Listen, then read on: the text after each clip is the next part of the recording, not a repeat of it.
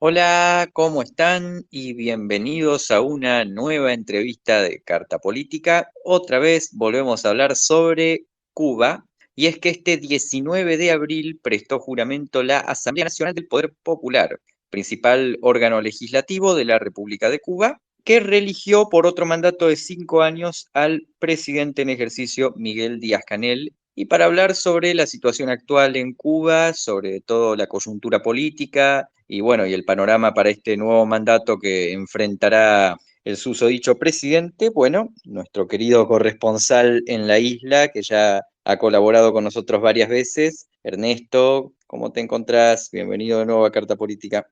Hola Felipe, un gusto hablar de nuevo por aquí. Muchas gracias.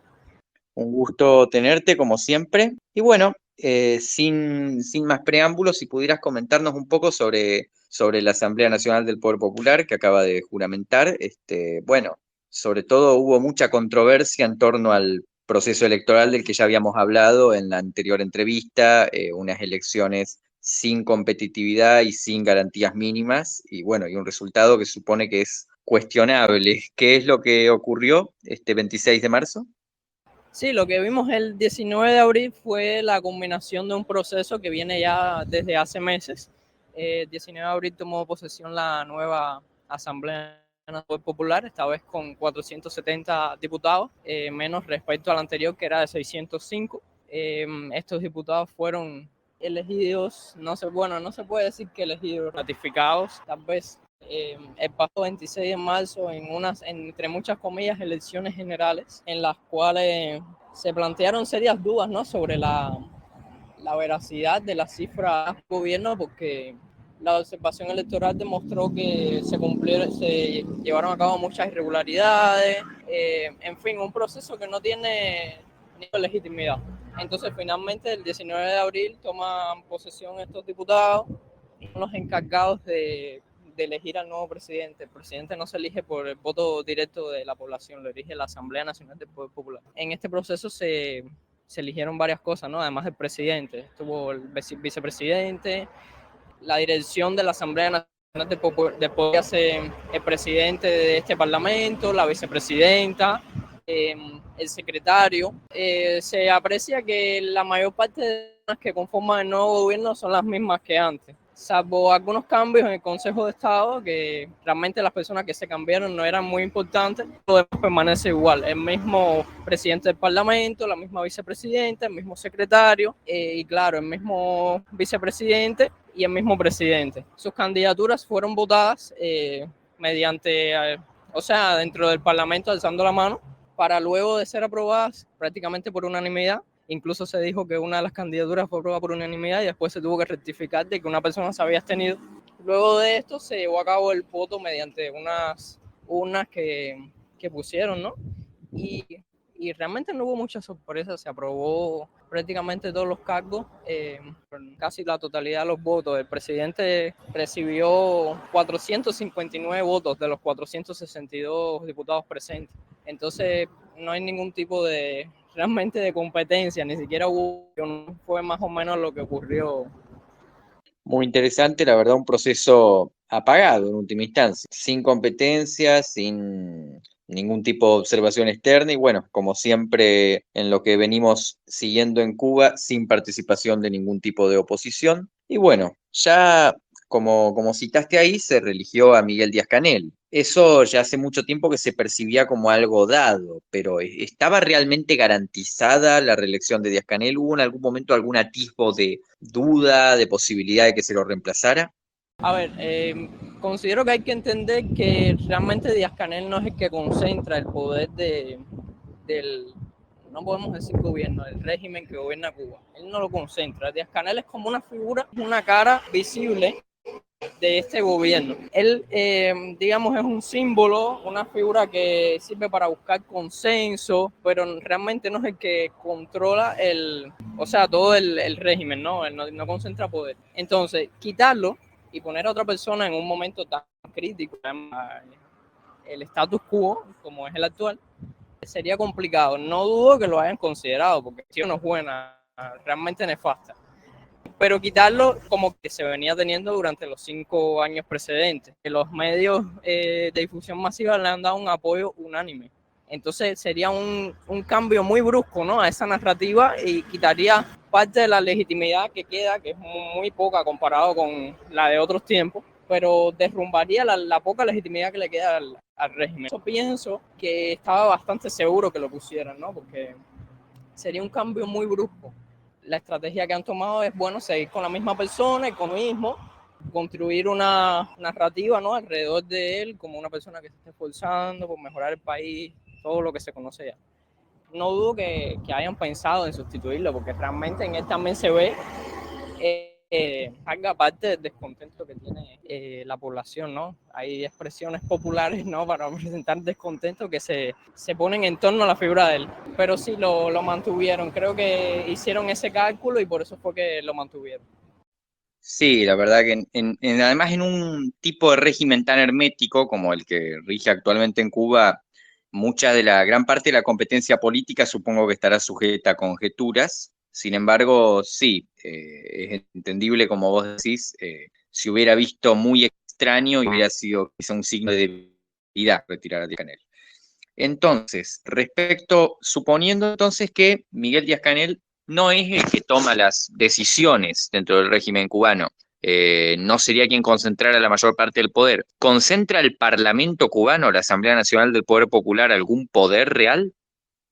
Bueno, si bien por ley ella lo hace por órgano del Estado, ¿no?, encargado de redactar y aprobar las leyes, realmente la mayor parte del poder como tal se encuentra concentrado en un pequeño grupo de Consejo de Estado y tal vez otro grupo de personas alrededor de ese Consejo de Estado que no son diputados. Pero es un pequeño grupo de personas que tiene en su poder, ¿no?, como el rumbo que quieren tomar para el país, etcétera, para el gobierno. Entonces, de ahí fundamentalmente es que emanan las iniciativas. Por otra parte, hay un consenso muy estricto dentro de esa asamblea. Todas las personas que están ahí son férreas defensoras del régimen que existe en Cuba actualmente. Por lo tanto, no hay oportunidad tal vez de que haya algún tipo de, no sé, de oposición de ella.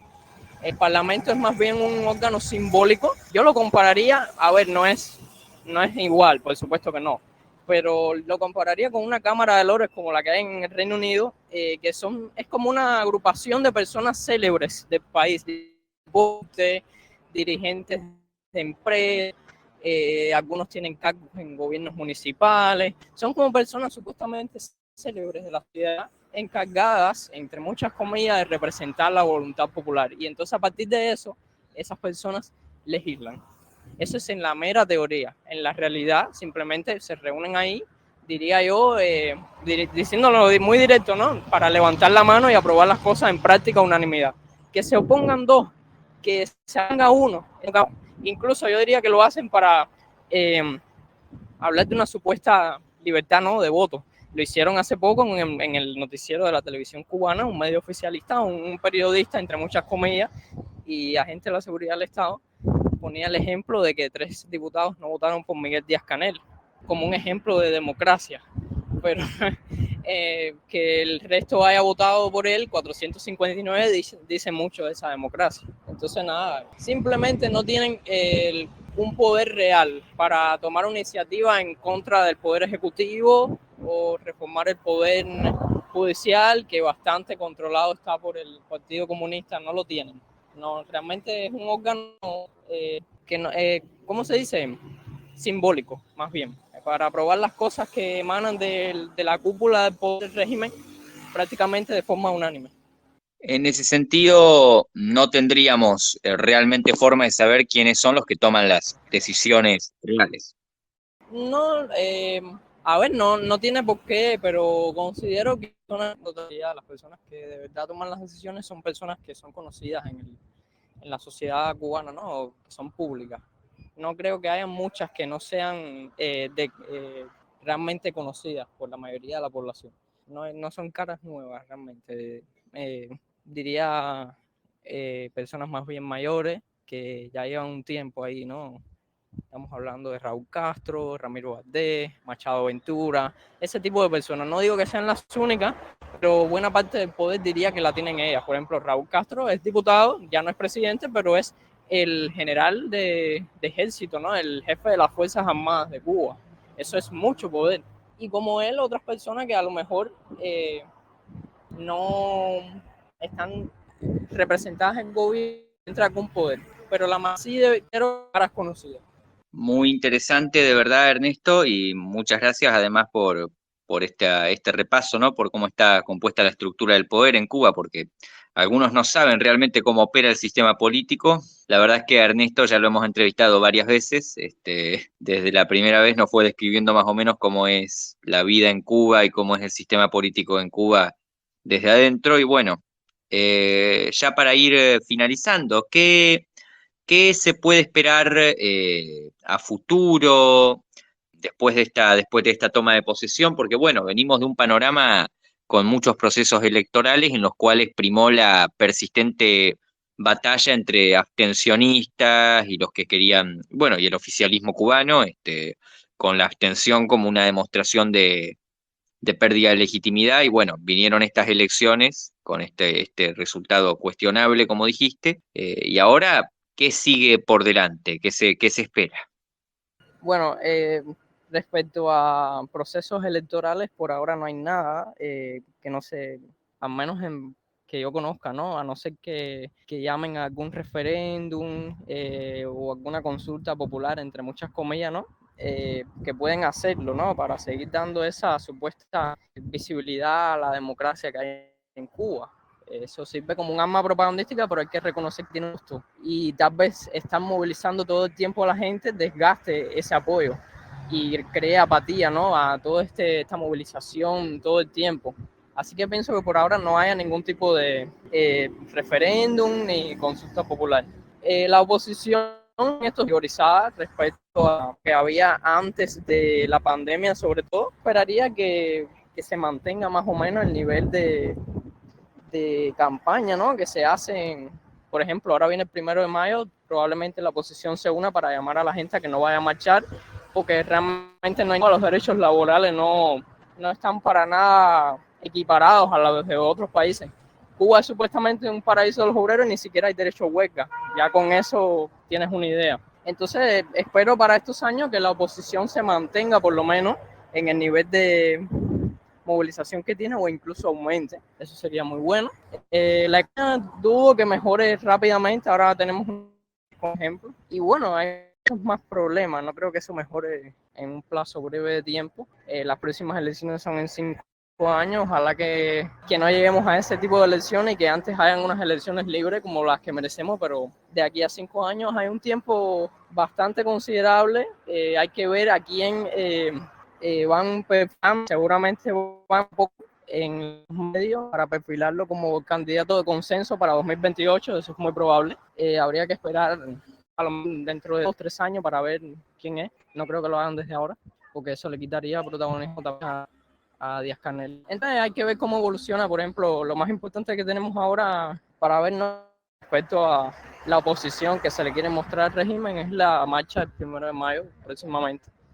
Hay que ver cómo responde la ciudadanía, ¿no? A las diferentes convocatorias, tanto a la del oficialismo como a la de la oposición. Entonces, bueno, es un panorama bastante complicado. La mayoría de la gente sigue despolitizada. Lo que domina es una apatía. La mayoría de la gente lo que quiere es irse del país. Casi nadie tiene realmente la voluntad de quedarse para dedicar su vida a que el país sea mejor. Es una realidad. Entonces, lo que habría que lograr es, claro, movilizar a más personas, crear mayor conciencia, a ver si no hay otro espectáculo de este tipo como el que hubo que se repita, ¿no? En 2018. Ojalá que no haya, aunque veo, ¿no? Por cómo van las cosas. Muchas gracias, Ernesto. Esta puede ser nuestra última entrevista por un tiempo, en todo caso. Si quisieras hacer algún tipo de reflexión final, algo más que quieras compartir. Yo solo considero que el show que hubo el pasado 19 de abril es una muestra de cómo funcionan las cosas aquí. Nada, es un ejemplo más, ¿no? Que la gente debe conocer, que es sobre este tema, que no caiga en la desinformación. Y nada, hay que no todos para ver si logramos cambiar el rumbo del país a algo mejor. Muchas gracias, Ernesto, por tu valentía, como siempre, por tu disposición, por tu participación. Les recomendamos a los que nos ven que puedan seguir el proyecto que tiene Ernesto junto con otras personas de Cuba. Yo también participo un poco, Contexto Cubano, lo pueden seguir en Twitter como @contexto cubano. También tienen un canal de Telegram y uno de YouTube. Y bueno, muchas gracias una vez más y muchas gracias a todos los que nos están viendo y a todos los que nos van a ver. Con esto cerramos esta nueva entrevista de Carta Política. Recuerden que pueden seguirnos en Twitter como @politicacarta o en Instagram como Carta Política. Los invitamos a suscribirse a nuestro canal de YouTube y nos estaremos viendo en futuras entrevistas. Muchas gracias.